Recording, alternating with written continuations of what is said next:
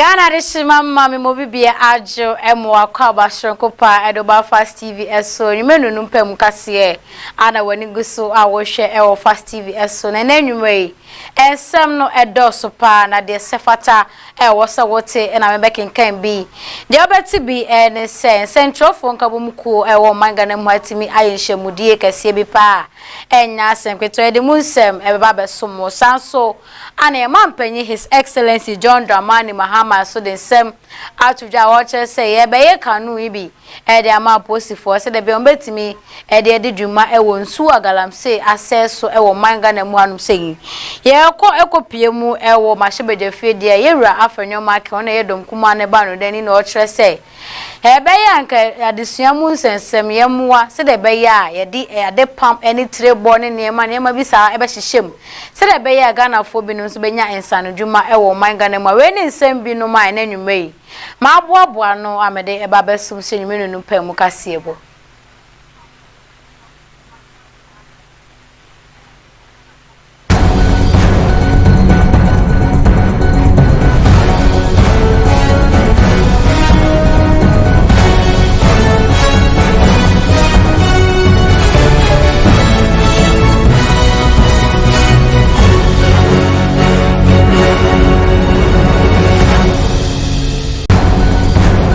Meda wase amwa kwa baso fidie no eguso eda Fast TV eso nyumenu numpe mukase ebo ana wani guso awohwe ewo Fast TV eso ene ye obanim bosome no ne da etosudun wotwe wa fimpinu ene aduonu ensie ne mo na nsam ne de doso pa ye je mesamufo asone so ayiji mu kroje na sefata se woti bi ne nanwume magebre a mebekenkan ede amamo me mebekenkan kase ebo imidin ede Akosuah Takyiwaa kaseboy obetimi ahwebi ewo Facebook ne so ana say YouTube at Fast TV GH o hweni na wo like na wo comment na face o share kama ede maye ye hyase ewo nsem ne mu de ne ewe ya ana central phone kabom ko ewo mayimu Ghana Journalism Association for to made share de kase bi pa ahyehyɛ so eno ana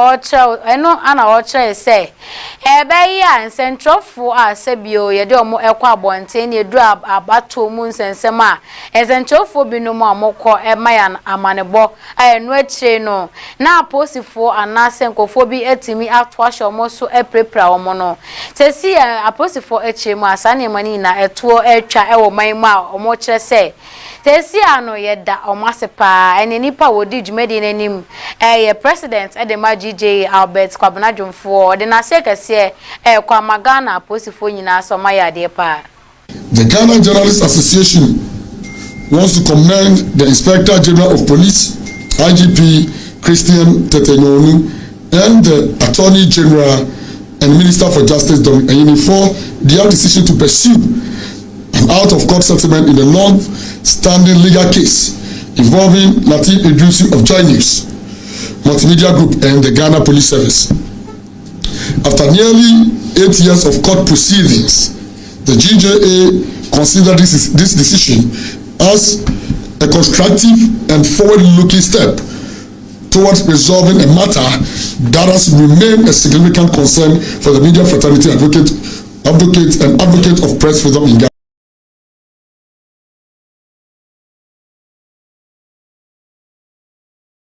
Etiniye bo eya posifo abasuge pa se omatumi den hyehyɛ pa egu akwemu asese ne centrofo ene yesoma yese enkofa amanebo ewo baabi a eye bambo ho nsensem ebetimi adimu ede amayen ye free sem we so ni kopie mu ewo Ghana hanum se ya ye mampanyi His Excellency John Dramani Mahama etumi den sembi atudwa wo kyese galamse ya agbo hu de ru agbo ne mpanyufo amwo MPP amanyuko say and this for an essential phobic kutupa ye galamse or manga ne mu anu say no ye man penny echire mu asisi an ye be ye boat anase kanun e de ama posifo se de be ya yensu akese wo manga ne mu anu magalamse ye tumi asensuo no aposifo betimi e de anenam nso iso abo nso no ho ban se de be ya eni betumi atena Ghana ye tumi nya nsu papa e de adwaye no baye. We're going to put more effort into the Galamsey. One of the problems we have is we don't have patrol boats, especially on our waterways, for 9 months to continue to patrol the waterways. So in many cases, you see them in local canoes. You know, some have outboard motors, sometimes they are paddling. I mean, Ankobra is 100 and something kilometers. If you enter a canoe, how much of Ankobra can you police? And so with the collaboration of the finance minister, the Ministry of Defense and Ministry of Interior Police came with some requirements that they need, you know, for patrolling the water bodies, and then equipment they need to maintain. They need tents for the forest reserves. Once they've cleared the Galamsey operators, they need to have tents where they can camp the soldiers and have kitchens where they can cook their food and all that kind of thing. So we're working with illegal mining. Illegal mining has eaten into the fabric of our society, and I must say that it is not only a menace to our society, but it has involved the circle of traditional rulers, political party appointees and everything. And so even when one party changes, those who were running some operation who were to one party will go to the next party and say, oh, now that you have come and take over this operation and let's share, and we too will be getting small. This is what we're doing. And so I don't kid myself that we don't have our own people involved. And the work of the 9 months is not easy. They go to a community and the chiefs, the youth, and everybody come out and resist them.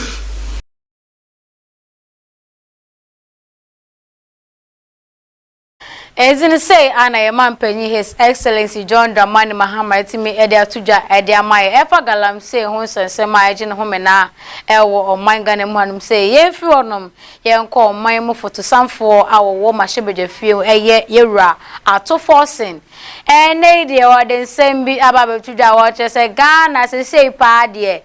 Yeah, they can't say they can't poly 17 billion. As Sika when you know. Ochirema a cabi to say get fund for Anafe District Assembly for Omuchocho Musikabi any in Kaibi a Kaka movie no. As a Sika able to media boo mine is Swantina was here sound so ecobobosia and only 17 billion on same way or the Tuja. The reason why there's the need to take a closer look at Ghana's compensation are that the 2025 non-oil tax revenue of 183 billion Ghana cedis was only enough to pay for statutory transfers and debt service. After paying statutory funds such as District Assembly Common Fund, Get Fund, National Health Insurance, and debt service, what was left was not enough to settle Ghana's compensation bill. In fact, Government of Ghana had to borrow 17 billion Ghana cedis to augment the compensation bill. Your Excellency, I thank you. No say I know my move to some for the finance minister to force it to me at 2 judges 2025 when you de ka Yakobo Robi Yakobo Besiani be pa ya DCC on my Ghana said the be on my bet me 2 pound na emuna ana dom kuma no ba no deni e ba shebeje fie yura afrenyo marking so enie ma shebeje fie na enye easy ene o say Bagana hanum say Kamia say youth na say maburu na yo my Ghana hanum na ye pese ye beko university and na we aba me wo degree in BSc administration BSc marketing see e di ensa ebe ensa no dwuma bi te say carpentry anase tiye anasa de pam no ye mpe enti na nam so amankofo efro man so eba hanum ebe sua say anwuma no ebe ye adwuma ma ye ediscount wo kire mu a ebe ye ndisi for inform na ensi for say the be ya o metime de hyehye pa egu akwanmu na ado youth no ye kon se enso ye besua ensanodwuma e wo man Ghana mu ha. I would conclude by saying that in Ghana today a lot of the youth who are well skilled in vocational training from Nigeria, from Togo, from Burkina are the ones at all construction sites. So government will say I've created say 500,000 jobs. But those jobs, are they jobs that Ghanaians are doing? No. Each one of us here, let's go to all the construction sites. You want a mason, Togolese. It's true. You want a carpenter, Nigerian. You want a steel bender, Togolese. Those who do POP, tile laying. Mr. Speaker, there's a huge job opportunity there. But because our people have not been trained in that area of skill, all of them are chasing masters, BSc, BA. That space has gone to others who are foreigners, and our people are now complaining. One day that they will say choboy on us, we may not have anywhere to hide. So, Mr. Speaker, I conclude by urging upon the respected Minister of Education, who was once upon a time a leader of this house, to take this contribution from Honorable Collins Dauda and my good self on board and enact a policy out of these views aimed at addressing technical education. Former Deputy Director of Ghana Health Service, Edin Sem Atuja Orua Anthony Adofu Ofosu no chese beya aban enfa ne na entintin form den pa se de beya ye betumi a sharp muden mu ensem kena se de beya Ghana hanum se enka me akoye se obi hu edodo na ye de no beko amanone akoja yarehwe ne mum ye nya ne mapa betumi aboa yin se de beya ayarehwe hu sense betumi edi mu e wo man Ghana mu a. All this about building resilient health systems that can offer quality care to our clients in a way that is comprehensive enough. But then at the same time that you're doing that, there's always that awareness that things can change, and one of the things that can really change and test the resilience is what happened when we had the COVID-19 pandemic. And I was trying to perceive that given a lot of things that are happening, climate change, the environmental degradation and all that points to the fact that viruses jumping especially from animals to human beings is not a remote possibility, because once all living organisms want to survive. So to survive, if it means that mutating and moving on to another organism, and most of that, we the human beings, we are the most common organism, especially the one that virus love. Hot blood, and vulnerability. So pandemic is not something that COVID-19 is the last. There will be a lot more pandemics. So that is why we need to build resilience. Emoshi ni kopiemu ewo Elmina commander Edina Eguafu Ebrem ene suku baako ewo honom MS school ewo honom na te say omode almost 65 anniversary ashesha so ewo honom ene headmistress Emma suku ponyi ani di Mrs Pamford Amajemfua etumede nsem atuja o chese sesi anade baako a ehia omupa ewo suku mu onu so mbenya ICT lab anase computers a ebema mofra na eni abie ewa abefo ntentafide kese no so ne abia ye 65 years so no na ye celebrate na ye na se ye be nya no be ya dan ye nya aboa amada bra ma ya ICT center ye chi Kaso science lab na ye tiya na ye wia ala na be science lessons ama be practical work do ICT ama be ICT ye wo computers na so ni be bia ye di ama teacher for no for ba classroom na e bo ho na nsi ye ko ti ni ye di na ye bo ho ban na face kola no mutimi di share de ko wani say global world na on ICT na science ni de di o ti say nyame ya don ye nya boa for the fight ya boa ama di ani adi Enti headmistress Edema Peshijira MA Basic School na timide semwe etuja Edema ye owie ye ana Mercy Crachia owo eye commander edina for eguafo ani di the honorable Ismail Zaguno no so den same way to aso say ya school no the sa adisrewe abeto aban nanim on behwe so mu bedi hu dwuma se de be ya ento akopem se afewe enko na wiye no won atimi asi ICT lab ibi de amamofra no. And that's so I'm saying here, Wakaya Abenfo. It is we celebrate them happy. Next was the computer lab, Sam, and I was able to say, Officer, you have a computer, Sam. Yami Azuma, in time, my next year, you have a regular, you celebrate, you have a 2020 area ICT center. Mother teacher Kwasi, and the chair, Senior Butara, 18 chair, no formally. Matitas, member from one moment they will share the winter TV in the chair, winter years and inquiry. You focus when you book home. Let me bet that you will be able to get ministers. Oh, yeah, many people. Next week, I'm a West Department. Over a Ghana home, no, I'm very intimate. Now, you have to go for that. You go to Yabua, you have to go to your computer, go to your original.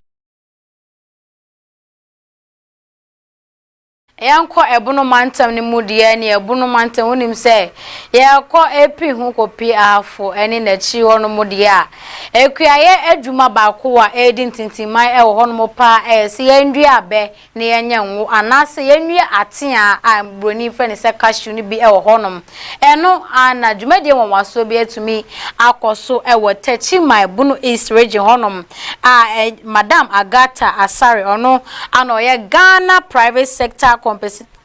competitiveness program ono na ye officer edema no no de nsem bi atuja o che say sa niema ye eduadua say ya be say ye cashew no one person o mfa sika enhyen say de be ye be shekuafo incline na tumi abo mabaso yi no mani abre hu no matimi edua bebre ama motimi enya sika de ahwe mo hu no mobusua Medase Emma Akwenya Amode Amai Midin de Agatha Asare Mene Finance and Grants Officer mewo GPSCP2 Ghana Private Sector Competitiveness Program we programmer airboa cashew and oil palm processes na emwaben ene yede ma processes yede emwa ye friend grant kamwa na ebre processes se omubetumi ama womunjuma no etumpon na omonso etumi atre mu aboa afofo nia ene ye ne omokan ne se emwa up to 3 million Ghana cedis ewo ho ema processor bia opese oteki advantage na kwan ben so na omobefa enya sa emwe ya launch a call for proposals between now to 27th March ye je concept notes nti ye be share obian crime so obian bombode na onfa ne hunshim no apply for emwe so ye cashew processor na oil palm processor nkwa dia ahohye se dwumadie mu sempo ne tro ne be ye woden a pe aboafo mbeboa wo amawatro bo se bedu ye ho a mfaso bebre wo ho a obetumi okay mfaso no eye bebre ne aye hwe ne se ye boa baako a eboa pa bebre san boa omamu no nyina tini aye hwe ne se mmoa na ye de ba ama private sector na ndwumakuo no wo mo so ebetre wo mu ndwuma mu ama wo mafa nkrofo aka wo mo ho ama adwuma ni mu atre nkrofo anya adwuma nkrofo anya skills anase sanu dwuma wo mo so betumi e de aye wo mo de ti believe say mmoa na ye bebre obaako nya eka amanfo bebre enti na ye de say initiative in fact emma ewo special emmoa because ye believe say so ba de nseso ade mu a etumi ko ewo eche nti no se applications ne ba aya na attention no ko ma dodo say ye hwe say bia oba etumi take such initiative no ye review hwe say the correctness say align with your objectives na say fa kwan ko ade a ye make sure say emma no ye beboa mo a grant officer at the GPSCP mame Agata Asare no to medicine semi atuja wache say ye diska bebre hye say nuaba we mu abeboa amasika etumi aba my Ghana enya we sinye je ni woni jide kase mu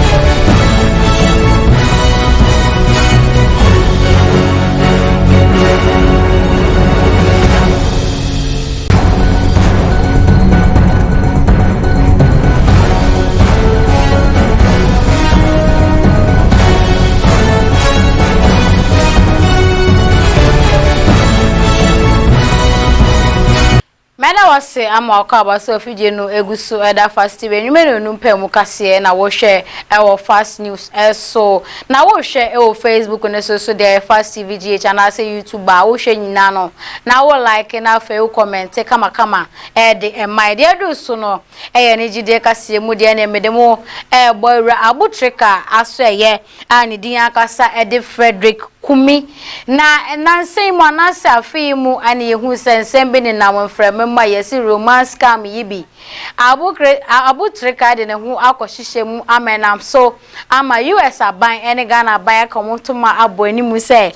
ye hia no se de be baba be yi nsem bia no e wa abochime mu ama nsem na koye bebre na nanse mu ne lawyers etumi de ne ma egugu akwa mu ma se e ko ba se ye yi no apie na ene court no eko asitine biem ama koba se abutrika edi ho for intebe ya won san so enkodam ekopem march bosome no ne da to so aduonu ennan eduro no ma na fe court no eden hyehyeye etwato edi ama na eno akire no ana na chitafo bi no se da bi da hene ha ye ntiase enye free abu ndese na akoye ensempie ebuza yen ko hyese ne asin no ekoye so who gbeduma pa na ama you say oba no gbeduma who protect youth no Akosuah ya wo ba protect abu protect abu trika o man mu baba no for ko be for ko be bia adabia ye ka wa free abu trika free the youth free the youth free the youth ya do ma ti kana fo ina bu to ba ye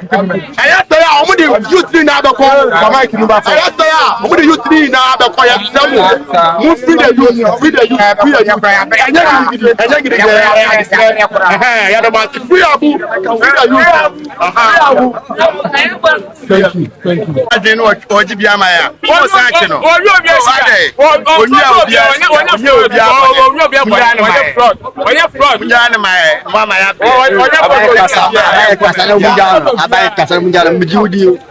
Mama me Judy o de minimum say o de o ye one touch bele no ma e o de so go mo kula na bele o ma e bele o ma e bele ma e kula mo ka sabe fun the phone no go let power no see force be any more and the 3 days stress can answer now why you man go tell kakra ne ya esa ne ya it is obi ba bre what in ni mu fifire no enye sika enu ko so o che onya boni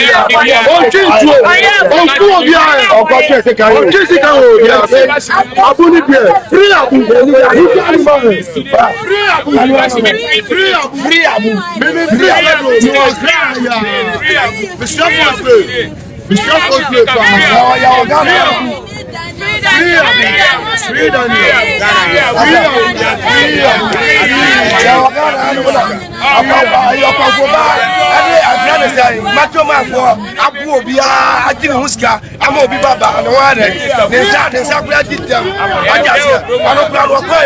15 years 15 good years omo ma say ya mama 1 year back anokura go ma sa titie kura omo jaro abu de wanya obi amone bia abu de ka anya boni bia adina nyagopo de ama no ya de oyusu no de ya ono so de ya diga gama to sa de ma Ghana for 15 years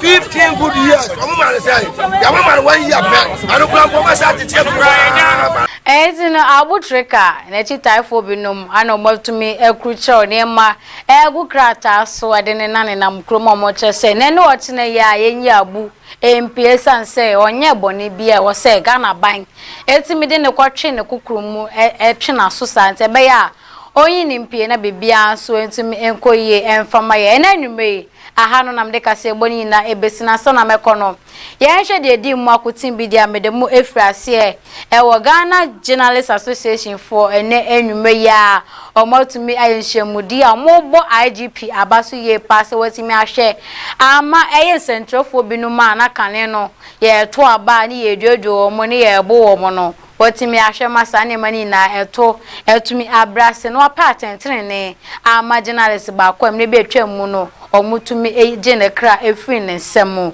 wan sefu from so no Ghana man panyin His Excellency John Dramani Mahama etrema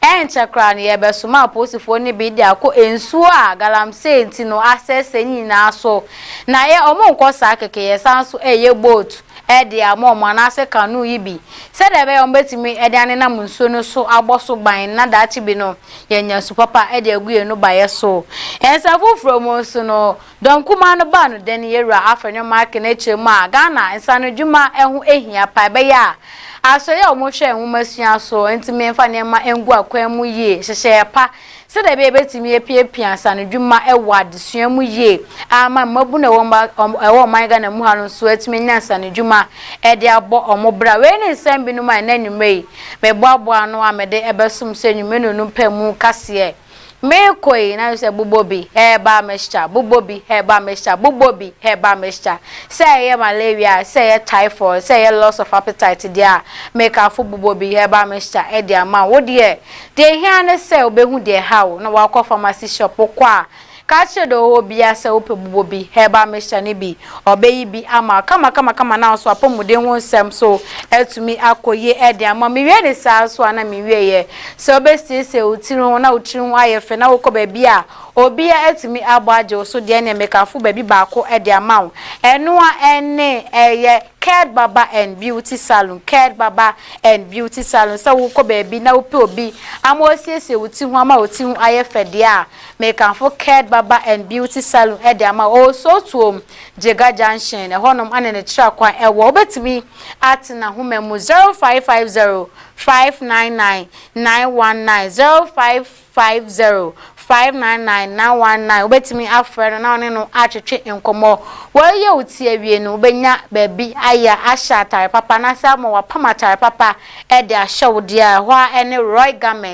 Garment se wo ko abedi to wo ko aye wo ko wankasa wo ye wedding wo ye engagement wo pe obi am wa juju star kama dia Roy Garment say I got you friend no e wa my so 0547830770 0547830770 osanso ewo Akosuah official town wo TikTok no so a wo be hu no wo Roy Garment wo shima on meni no entwetwe nkomo na bibia entumi enkoye enfama nyina na enwumre mi amaje bre na bekin kan kase bono edemam midin ede Akosuah Takyiwaa wantimi ka biem dia na makra production team no obia ai na afemu de wa woje bra wo hwe wo fie nso no ye da ase pa ye mekoi ene ma papa pi eto so ede mountain you TV no FM Free Fast TV